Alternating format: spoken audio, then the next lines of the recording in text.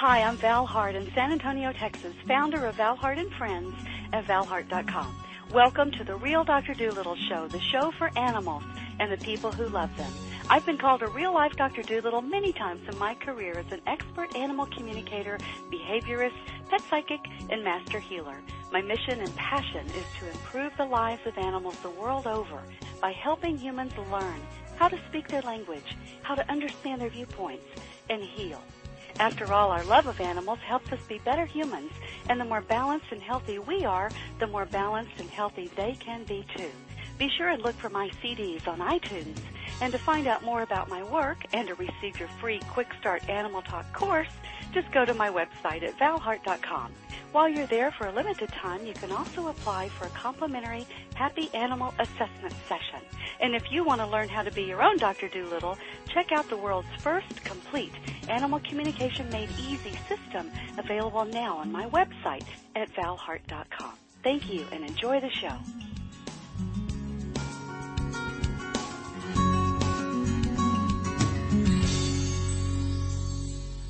Hi, this is Val Hart, the Real Dr. Doolittle, and I'm talking today with Lynn Baber.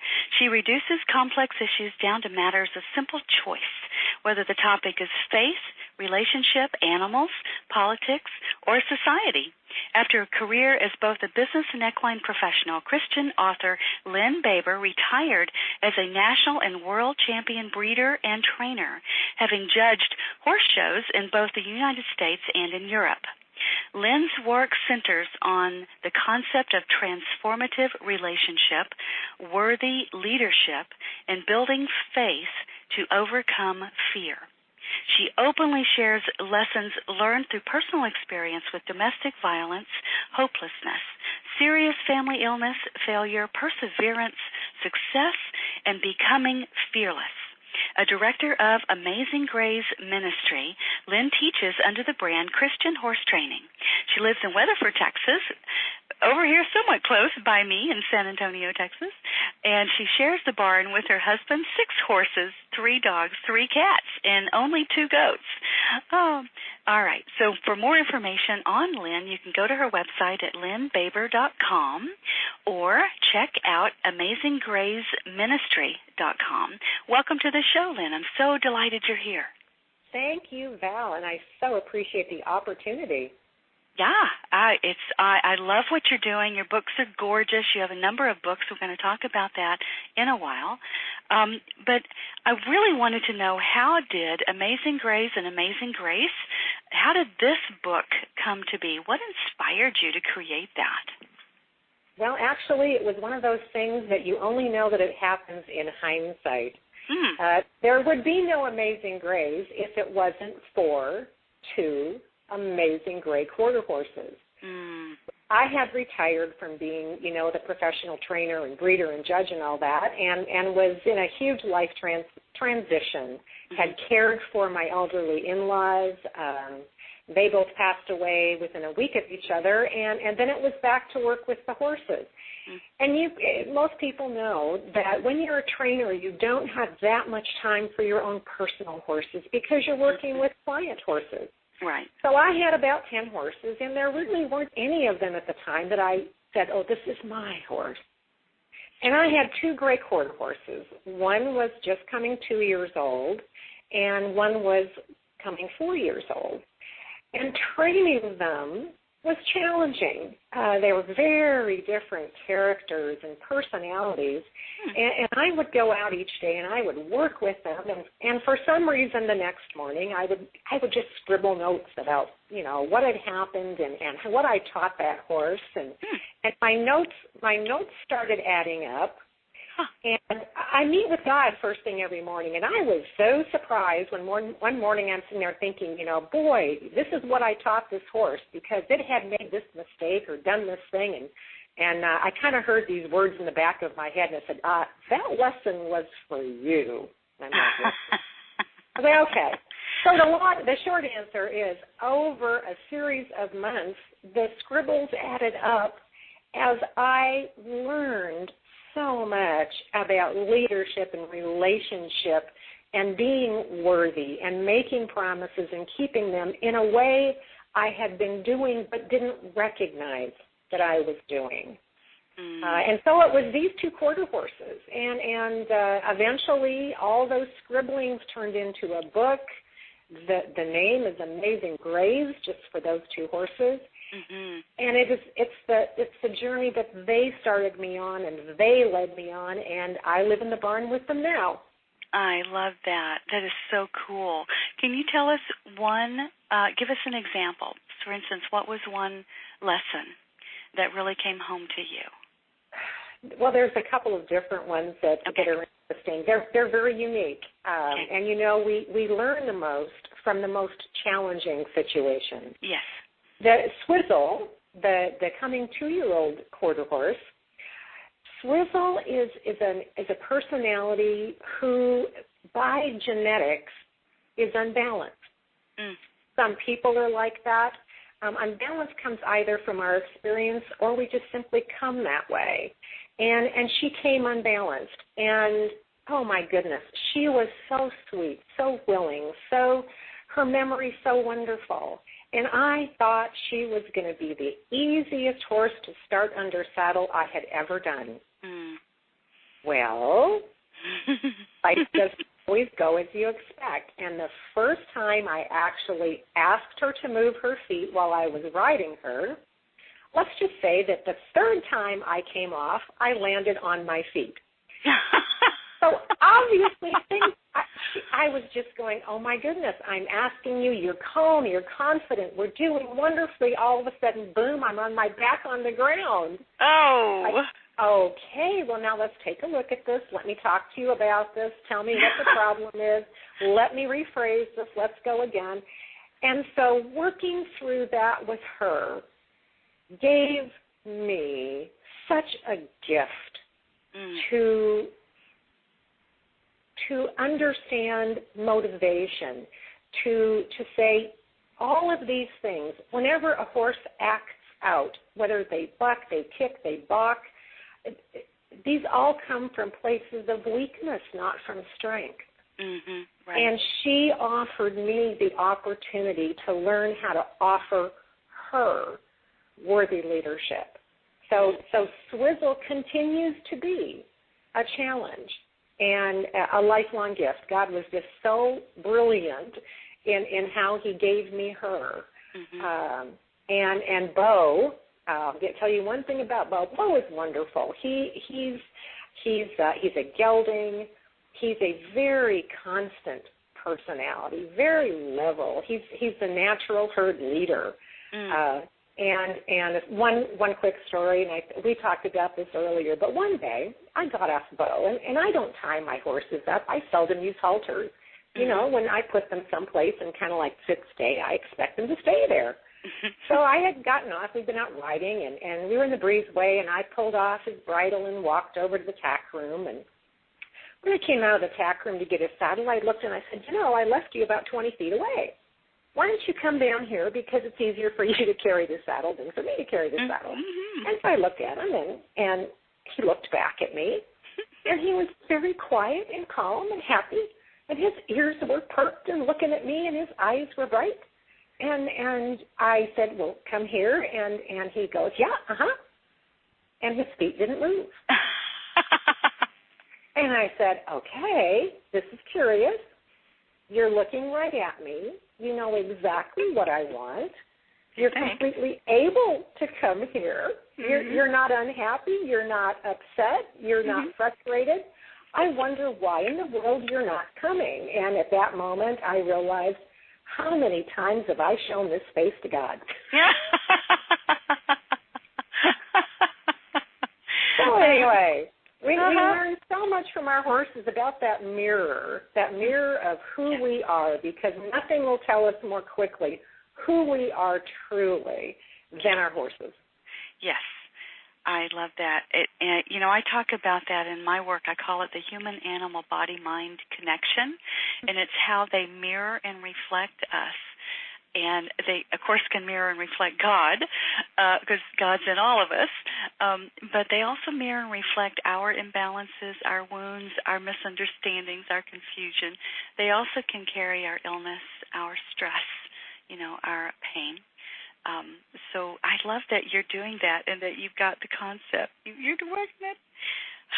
So you got it. Yeah, I think you come at it from just a little bit different viewpoint of that. Mm-hmm. I agree with you completely on that, but, I tend to be kind of analytical. Mm-hmm. I'm 100% relationship-based, but I look at horses and I said the reason they are such perfect study partners in how well we're doing and what we should be doing is because they are so like God. First of all, animals never fell from grace. They didn't sin.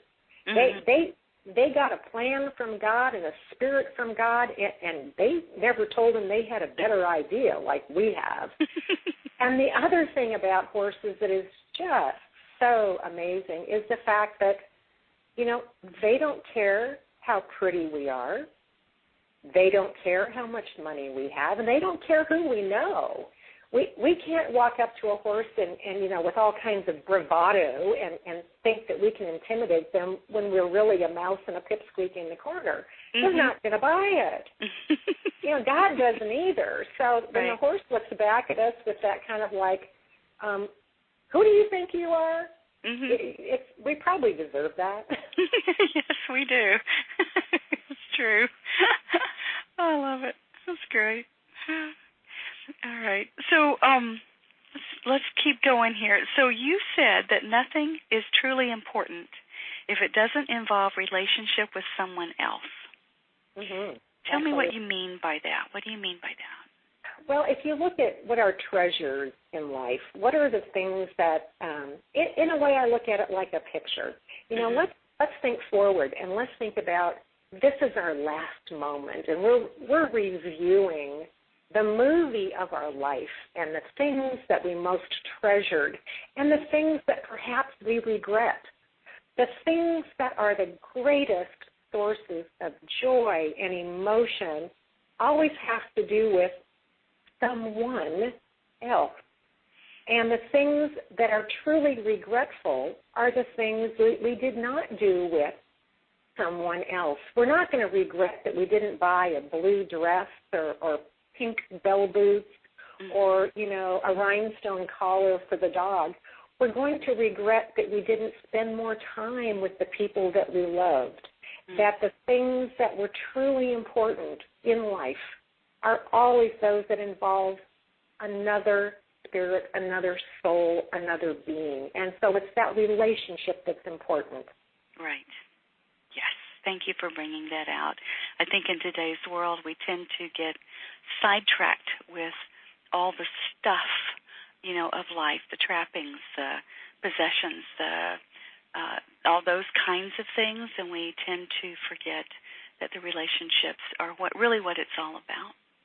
And that's what makes a life worth living. Temptations and distractions. And that's something else that we learn from horses. When a horse, when you're riding along on your horse, and let's say someone is showing their horse on the rail, and you want that horse to be really consistent. Well, all of a sudden the horse picks his head up and looks at something that's happening outside of the arena. Right. That's the distraction. Very much, yes. And so all of those extraneous things or events that happen outside of the relationship, those are the things that throw us off track. So you are so right. Yeah, got it. Okay, so let's talk about transformative relationship. You say that's the treasure at the end of the rainbow. All seek it, but few find it. Our relationships with animals and horses in particular is the best treasure map available on Earth. You want to tell me more about that? Because I think that's wonderful. Well, transformative relationship is, exactly what it says. Yeah. By definition, it means that we've been changed. And it almost always means, in the good way, that we are more than we were before. People have fear. Horses have fear. And when people who do the horse thing, they're so impressed when they see a situation where, a horse does not react negatively to gunfire or doesn't react to a loud noise or flying tarps or all those things that most horses find quite disturbing. Yes. And the horse does not react to them, and they're like so amazed that this clinician or the training has been able to remove this fear response from the horse. Well, there's only one way to do that, and that's by replacing the fear with faith in something else. So you think about, if it's just me, what can I accomplish? Well, there's certain things I can accomplish, but if it's me and Val, we can do so much more. A horse can only do so much on their own, and one of the examples I'd love to get is présence, wall jumping. Mm-hmm. And you think of these horses that can jump walls that are more than 7 feet tall. Wow. Well, a horse on their own would look at a 7-foot block solid wall and go, okay, I think I'm pretty much penned up. But you put a rider on their back, and when they create such a level of trust and confidence and communication that others can't even see, that permits, and you can see it on YouTube videos, you'll see that horse and rider, and there doesn't even have to be a bridle or a saddle involved.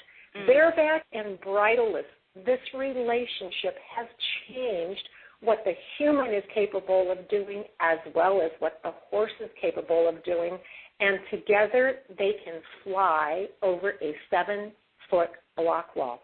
Wow. We face things that to others are, okay, dead stop. This is impossible. We can't do this. But by relationship, we can be changed when we're connected to others on that kind of a level. Whew, that's powerful. That's really powerful. But it's something everybody can do if they're committed. Yeah. So, brilliant example. I love that. I've got that image in my mind, and it's so true. You're absolutely right. The things that, we think that we can't do by ourselves, we probably can't. But when we connect, right? But when we connect with others, all of a sudden the power of the group, the partnership, something takes us to bigger. I think there's what's the phrase in the Bible? The passage about together we are greater, or with God we're greater than. Do you remember that? I'm sure Always. You do. Always. Yeah, exactly. All right, so look at nature. Let's just look at nature.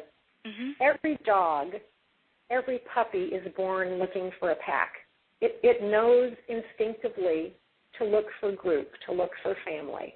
Mm-hmm. Every horse ever born stood up looking for a herd because they just come with that spirit of looking for safety, entertainment, security, leadership, guidance, and life in a group with more than just them. True. And humans are the same way. It is interesting, isn't it? Because in our society, so many of us are cut off from community. We're living solitary lives. Apartments are, by ourselves, basically. We're interacting with technology, not in face-to-face much anymore. It's very interesting, isn't it? So, and yet, like you just said, animals know, and this is part of the wisdom and the gift of our animals, that you have to be in community. And if you're not in community, it's almost like a life not well lived. Well, it is. It's like, what did you live for? Yeah, right. To go viral on YouTube? There's no relationship there. And that's one of those distractions and temptations in society today that is geared to draw us away from what is possible. And it's just like that horse does not know it's possible to jump the wall, nor would it be possible for the man alone to jump the wall. Unless someone shows them that this is possible, that there is so much more in relationship than what you can imagine today. Yeah. That is the gift of what you do. That's what we hope to bring to people, the picture of what is possible. Yeah. Brilliant. Okay, so what is the similarity between relationship with your horses and the one that you have with God or with Spirit? Well, it's basically simple. Almost everything comes down to one or two things, but in this one, it's kind of three things. The first thing is somebody has to show up. And for horses, that means you actually have to be in the presence of a horse. When I want to work with a horse, first thing I have to do is the horse has to come over here or somehow be put into my presence. The normal way that it happens when a trainer meets a horse or a brand new horse who has never been introduced to a human before is they meet in a round pen. And the round pen is simply a tool that requires the horse to show up. Well, God can't do much with us if we go, no thanks, I'm not coming. It's like, well, all right, there you go. And the second thing is once we're both there, once you're with God, you can establish a beginning. It's possible. Once you're actually with a horse or with anyone else for that matter, you can begin to look at how do we find a beginning. And focus is the second thing. It's kind of the three parts: show up, focus, and then offer obedience. And so focus means you have to know that I'm here with you, and you have to pay attention. And many people think that focus is something that you can demand. Certain types of horse training methods, certain ways of teaching kids. Some people, think that God is someone who comes in and takes a 2x4 to get your attention. And indeed, some people try to do similar things with horses or other animals. But that does not create relationship. That creates fear. So focus is a skill. Focus is done moment by moment. Focus is just simply with a horse, what can I do to earn your attention, to get an eye and an ear to look at me? And then we have an opportunity to begin to communicate. And the way we begin to communicate with horses and the way we learn to communicate with God and to believe what he says or to believe what I am saying to the horse is I make a promise. I make a very small promise, and then I keep it. And then over time, as we build communication, as we build vocabulary, as I ask something, it is very simple. It is easy for the horse to do. And the way I ask it will make it the most natural response for the horse to make. And then every time they say yes, I say thank you, and I stop asking. And then over time they learn that every time I make a promise, I keep it. And I tell them, nothing will ever hurt you. You will always be secure. I control all the big things in life, and you don't have to worry about them anymore. And that's the same promise we get from God, from our relationship with Christ. It's the same thing I try to prove to the horse every day. You don't need to worry about this. Your faith in me is placed well. And I am worthy to not only make the correct promises, but to deliver on them without exception. Wow. I love that. That makes so much sense. And I know... Pretty simple, really. Well, it is, and it's really quite brilliant. So show up, focus, and that's not by demand or from fear, but it's by choice. Absolutely. You choose to focus. Serve it. And exactly, we choose to focus on what is worthy of our attention, right? What we have interest in. Yes. And then you call it offering obedience, and it's, I think, even bigger than that. It's making that promise and keeping it, keeping your word. And I know, especially with horses, I think maybe dogs are a little more forgiving, but horses, it really counts. If you make a promise and keep it, they're going to test you because they want to know if you're worthy. Are you really who you say you are?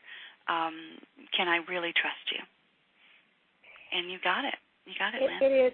And the thing about people is we don't recognize when we lie to a horse. Mhm. People don't recognize it. They don't do it on purpose. They don't recognize it. For example, one of the things that is one of my personal rules is that when I first meet a horse, any horse, I'm going to introduce myself to the horse first of all. It isn't like, hi, here I am, do this.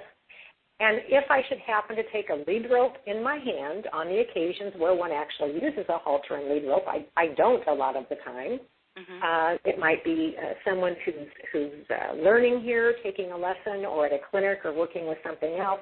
One of my rules is I'd never take the slack out of the lead rope, and that's that offer obedience. Obedience, in order to truly be obedience, means there must be an opportunity to not obey. Otherwise, it's coercion. Obedience is a gift. Obedience, again, it's not like focus. If you demand focus, it's based on fear. If you demand obedience, it's dominance or coercion. Horses know the difference. Yes, they do. And when you that's something very simple. And people, you can watch this. Anybody can go anywhere that they have horses and halters and lead ropes. And most people will tell you, okay, I'm going to take the slack, leave slack in, da-da-da-da-da. Well, watch them for about 20 minutes and see how many times they pull on the horse. And every time they do, they've told the horse, I didn't really mean it. Interesting. Tell me a story about that. Can you illustrate that? Oh, absolutely. One of the things I love to do whenever we do a program or a ministry event or something is we always offer a challenge. I mean, it's a physical challenge. It takes horses, it takes people. And, well, there's one reason to do the challenge, and that is people who don't have a need don't look for answers or solutions. So before I bring a message or I bring some kind of a lesson, I want to make sure people are interested and going to listen because they go, okay. And so challenges generally are asking people to do things they're pretty sure they can do. And because of the way the challenge is set up, they always fail. And so they will look and say, how do you do this? Like, oh, okay, let me show you. And then we're able to move forward. That's one of those focus things. Now I have their attention. So we'll use, for example, an obstacle course. And most people are used to using halters and lead ropes, and horses are used to them, and they're really crutches. So, for example, let's take a particular horse, and we're going to have a neck rope, a lariat go on this horse, no halter. And I'll tell people, okay, crew, there's 4 or 5 of you, and here's a very simple obstacle course. Move the horse through the obstacle course, but you can't touch the horse and you can't speak to one another. Okay, well, they're all horse people for the most part, and they'll kind of get going, and then they always get to a certain spot because I always make sure they get to a certain spot. And then you see what's going on. And whoever is watching, the rest of the audience or the other groups or teams, I usually ask them to honk. It's participation. It gets people involved. I say, when you see people break the rules, because the rules are can't talk to each other, can't touch the horse, and, oh, by the way, you may never take the slack out of that rope. Immediate disqualification. Never take the slack. Okay. So if people talk, if they touch, or if they take the slack out, the rest of the audience starts yelling, honk, honk, honk. Okay. Every single time they're going to end up taking the slack out, and they're going to start pulling on that horse, and I'll say, just a second, you're being honked at. Why did you do that? Well, I had to. Why did you have to? Well, because if I hadn't, the horse wouldn't have done what I wanted. Well, just a second. The rule was not that the horse had to do something. You're the one that broke the rule. And we don't recognize when we do that. Isn't that fascinating? And wow. The other thing about people, it comes down to communication and habit. I had several people here recently, and they all did something similar with their own horses. One of them is a world champion show person. These people have been in the horses and even had their horses for, 10 to 15 years. These are accomplished horsewomen. Mm-hmm. And I wanted them to do something very simple. I had a 3-stage obstacle course. They had a rope around their horse's neck, and I wanted them simply to back their horse through 2 parallel ground poles. Mm-hmm. Now, they were sure they could do that. Yeah. And none of them could. Huh. And so, okay, well, gosh, why not? Is your horse unable to do this, or is he unwilling? Uh-huh. And one by one, as they failed to get the horse they knew and loved to back through this little simple thing, they all said, oh, the horse is unwilling, the horse is unwilling. Oh, okay. Well, we get to the end, and basically the horses were unable. And the reason was because they were not receiving direction or communication in a way that they recognized. Because this crutch of halter and lead and the stress of the situation, the ladies who were guiding their horses were doing things they had never done before. I asked them, I said, is this how you back your horse home? No.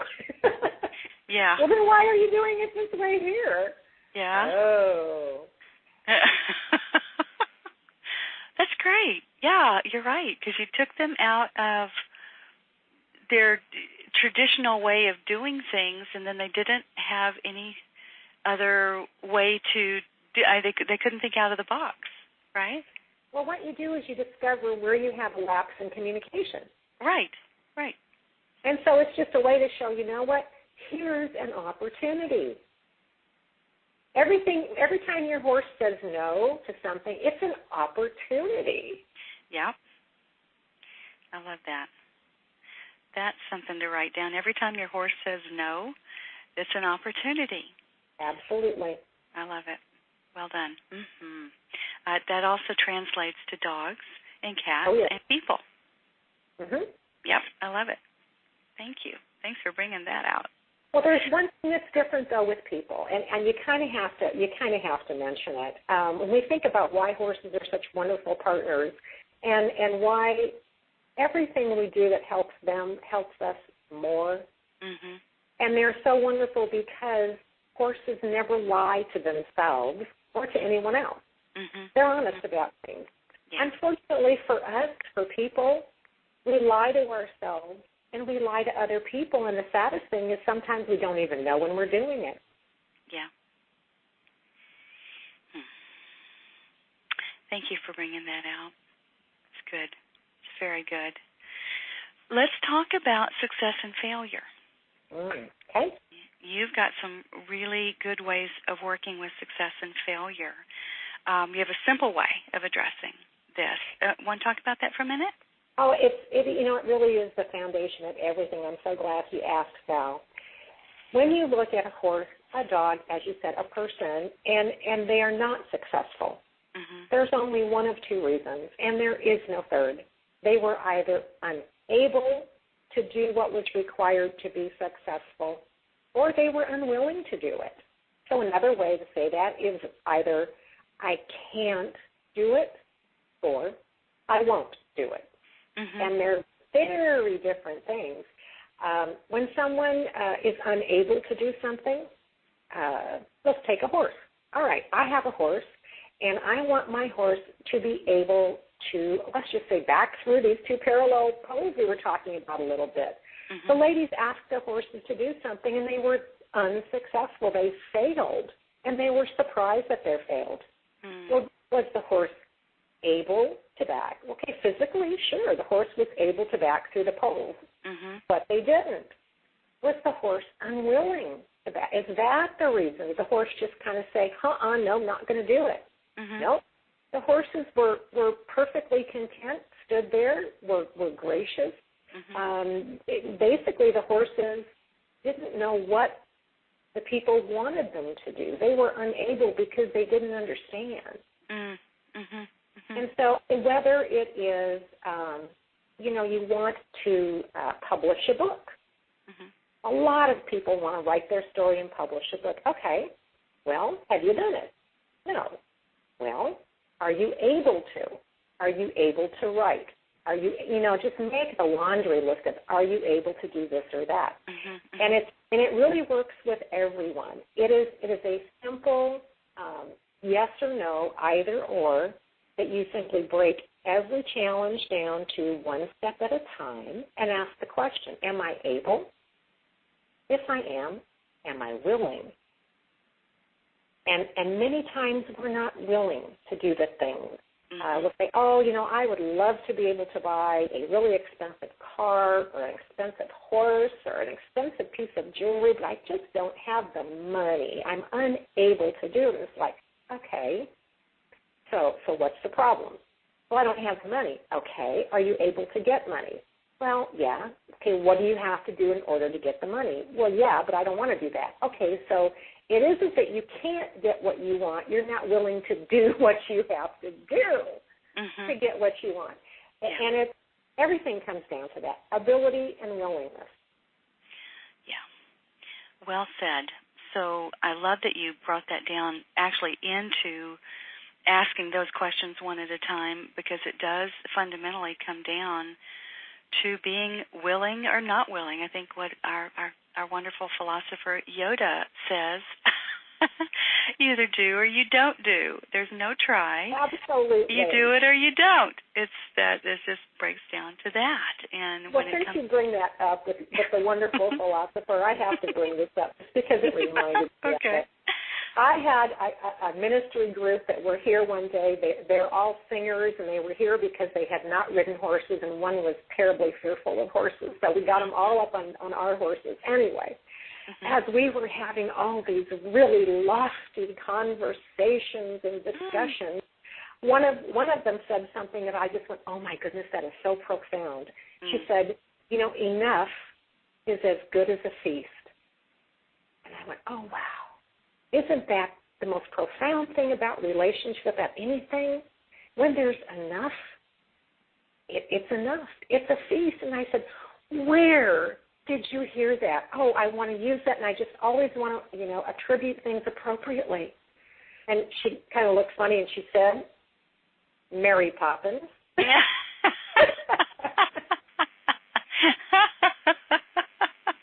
I love it. There's God's wisdom and truth all around us if we just have the eyes to see and the ears to hear. Yes. Yeah, that's true. I love that. That's so great. All right, so you boil it down to I can't or I won't, and you keep asking the question, so you break down every challenge to find out what the real truth is. Yes? And here's another example. Okay. I was at a book signing. Well, it was an author event. Early on, the publisher sent me to do these things, and I learned a lot, but I don't go to author events any longer. Anyway, at the table next to me was a lady, and she was having, we got to chat during the day. You know how it is, Val. People who like to communicate. We find somebody to talk to. And she was having a huge problem with a member of the family who was an alcoholic. Well, I have some understanding of that from previous history. And, such great angst and these things that do present to us. And one of the things about us is that we're unable to consult with ourselves, whether it's a business or a personal thing. We just don't see the big picture. So over the course of the next 20 minutes, I simply asked questions that elicited a response from her. Was someone unable or unwilling? Was someone unable or unwilling? And at the end of the 20 minutes, she said, this is a choice that I have to react this way. Yes. And so I told her, you are so right. Yeah. And she was. And there's no problem. There's no failure. There's nothing that can't guided, and I know that you're so good at that is guided to let us go to one small question at a time. Not a big question, a small question. Yeah.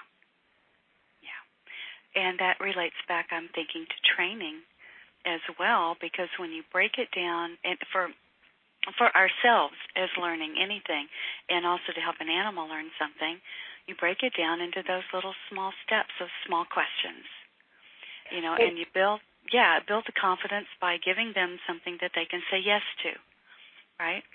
Exactly. And that is the difference between success and failure. It's what is our habit. You know that when you ask the question or make the request from the horse or the dog or whatever, that it is easy for them to say yes to. And then the next one they say yes. And you say, oh, that was so good. And the next one, that was just perfect. We have built step by step a history and a habit of success. What generally is the case is we ask something far too great and we get a no. Right. And the horse or dog or person may not be able to say yes. So we say, okay, let me ask you a simpler question. Right. And you ask a simpler question. Well, they may still not be able or motivated to say yes. And so what we do is we keep ratcheting back is we have created a history and a habit of failure. Yeah. And so I hope that our listeners today are thinking of places that they've been successful or have failed, or that they're facing perhaps an opportunity or challenge ahead where they're afraid of failure, right? And that they can take this concept and help them walk their way through it to find where they can be successful. And well, what you just said was key, Val, and that is they're afraid of failure. Right. So what does that mean? Does that mean they're unable to do what they want? No. What that means is they're unwilling to try. It is more important to them not to be afraid than it is to actually meet their goal. Thank you. Say that again. Okay, again, it's unwilling or unable. People who are afraid to fail, and that is the reason they do not try, it's because their fear of failure is greater than their desire to succeed. There's anything that we do that is 100% guaranteed, it's something we've already done. It's a repeat. Yeah. Anything that we try that we have not already succeeded at, there's going to be a risk factor. Yes. And so when we're afraid to fail, let's ask ourselves a smaller question and start building a history and habit of success so that each successive step is just no bigger than the last one was. It was no bigger than the one before that. Yeah. That brings us to something I wanted to mention or ask you about. Let's talk about, and that's the relationship between fear and faith. Well, fear for Christians, and I'll just jump right back to that. Okay. There's only two reasons any Christian could possibly have to have fear. Now, most people do have fear because none of us are perfect in our faith. None of us are perfect training horses. But those two reasons are, number one, we're afraid that God cannot handle whatever our particular problem is. It's too big, it's too tough, it's too difficult. He just can't. Well, you ask most people who believe in God, they'll say, oh, no, he can handle it. Okay. And yet you're afraid.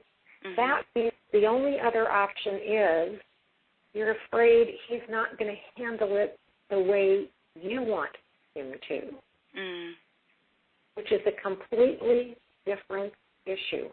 And then we get back to show up, focus, and number three, offer obedience.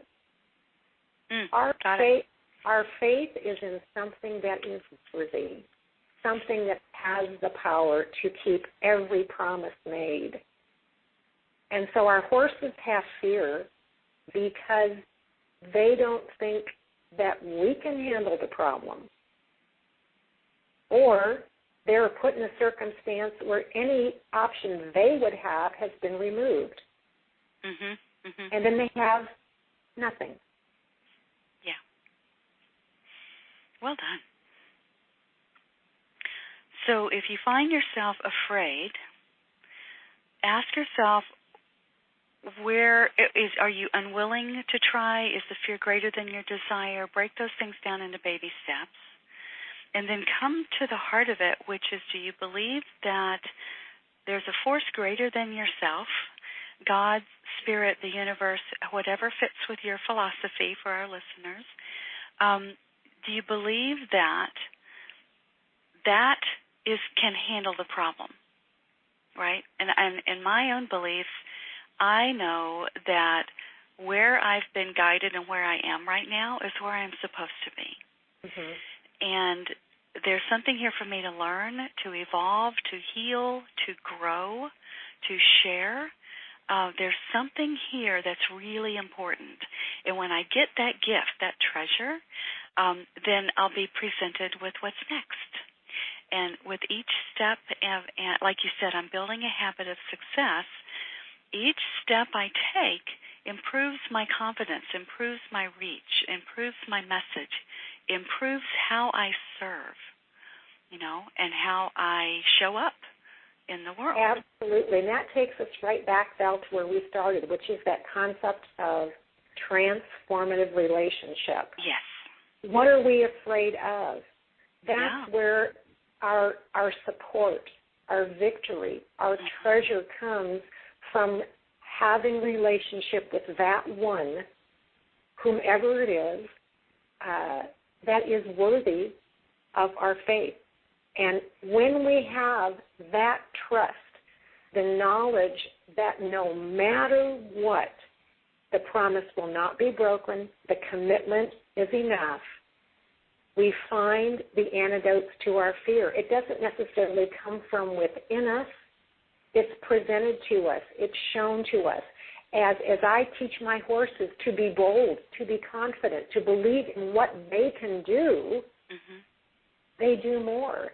And it's the same thing for us. It is finding that transformative relationship, not just, hey, I'm so good, but together with you, I have great faith.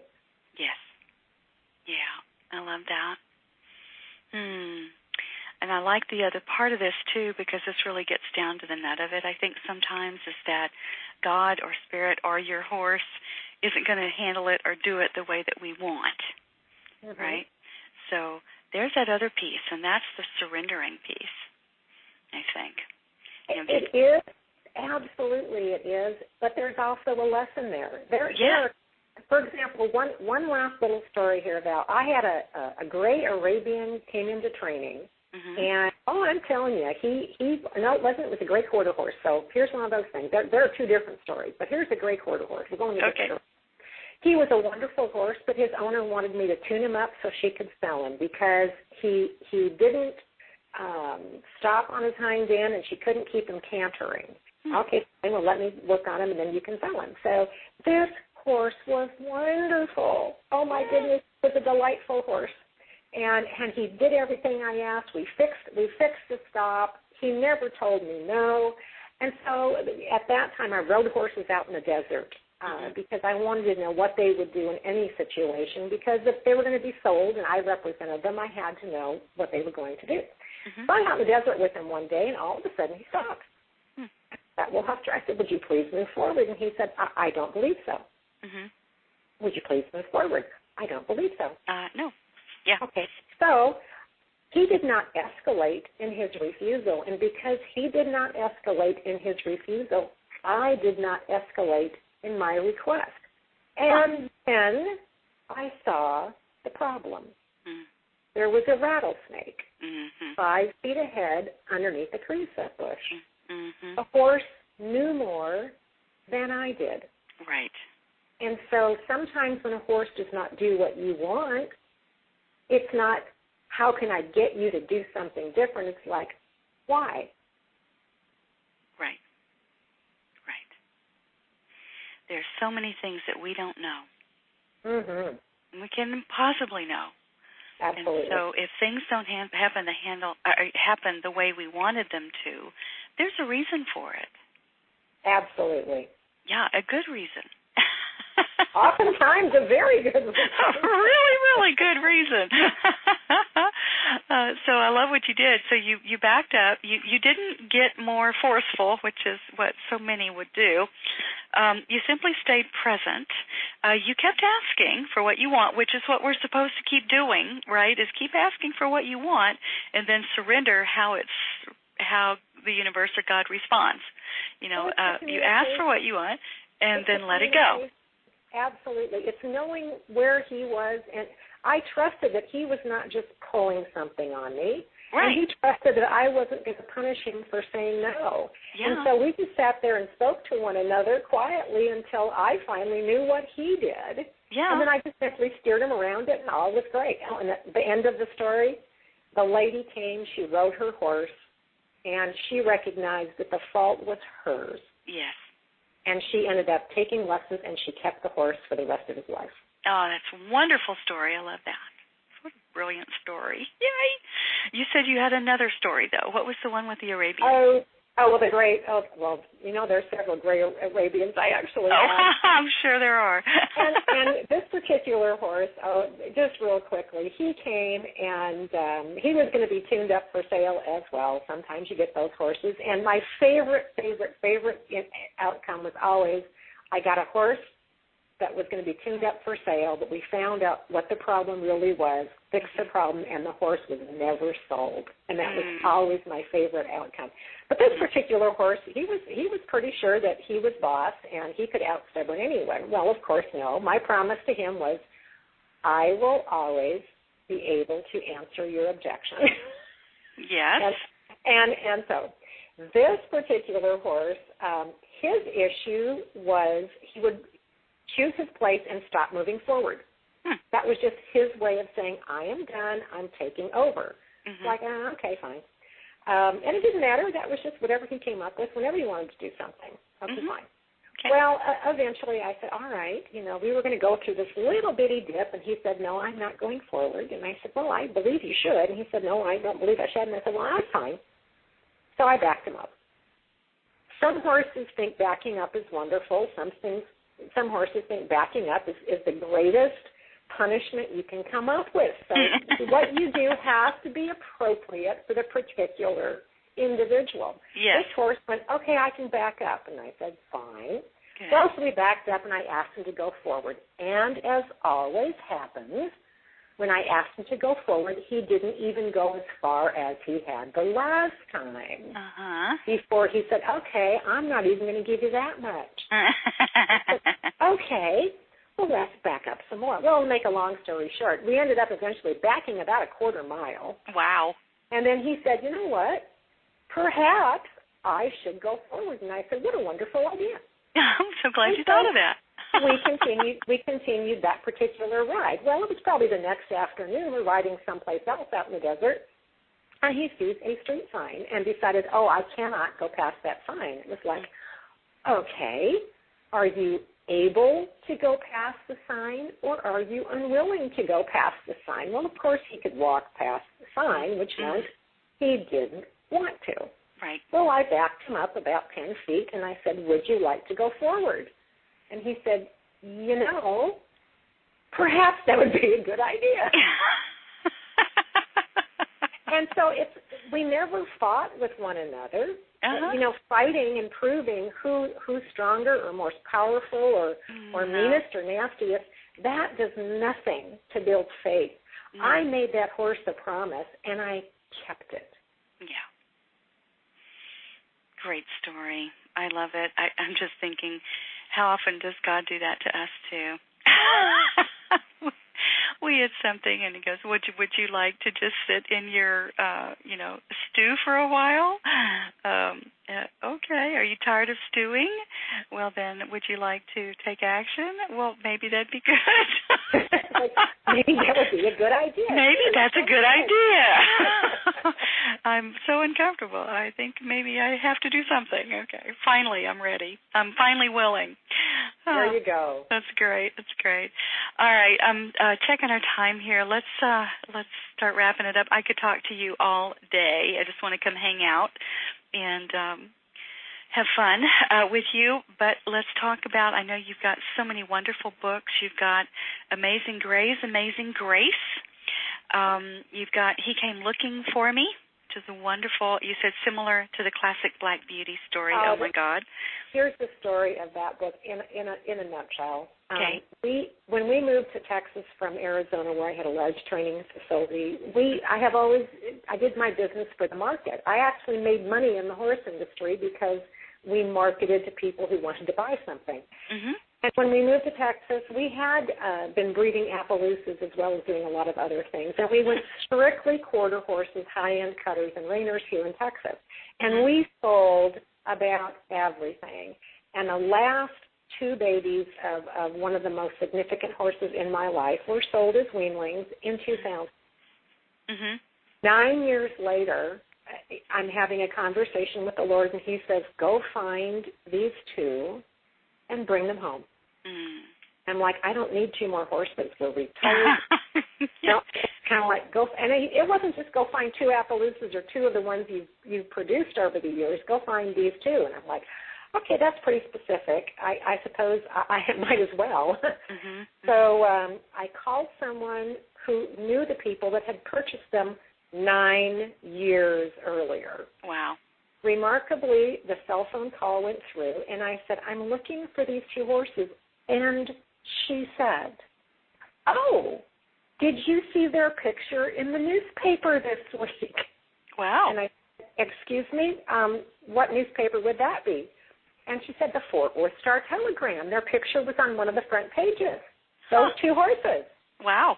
And I went, okay, I don't get that paper. But so I headed to the Internet and brought up the story from like 2 or 3 days earlier. Right. And it was a long story with only 2 images. They were both of the horses I was looking for. Mm-hmm. And the story was on horse slaughter. Wow. Okay, that was not good. So here's the rest of it. God works in amazing ways. And the things that happened over the next 3 days only happen when God puts them into action. 3 days later, those horses were home with us.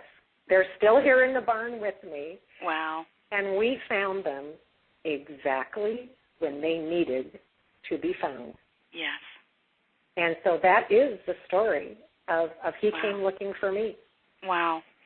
You're divinely guided, and thank God you heard the call and you took action, and you were willing.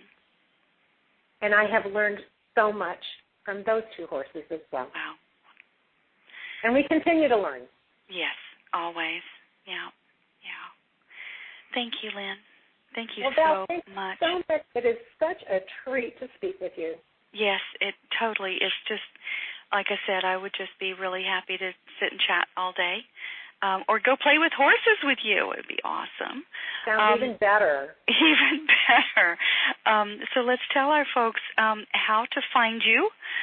You have several websites, ChristianHorseTraining.com.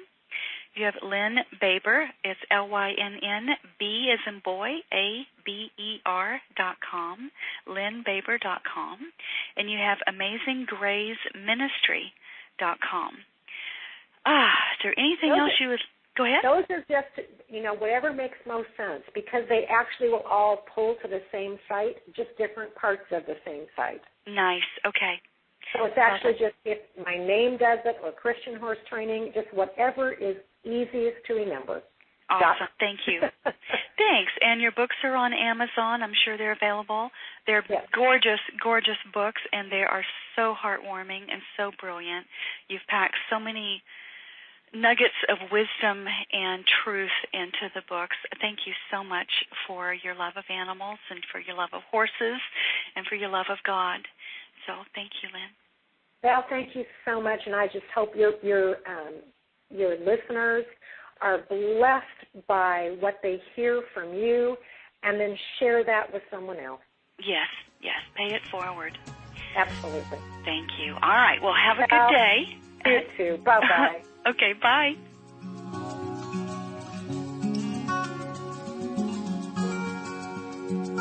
Thanks for listening to the show.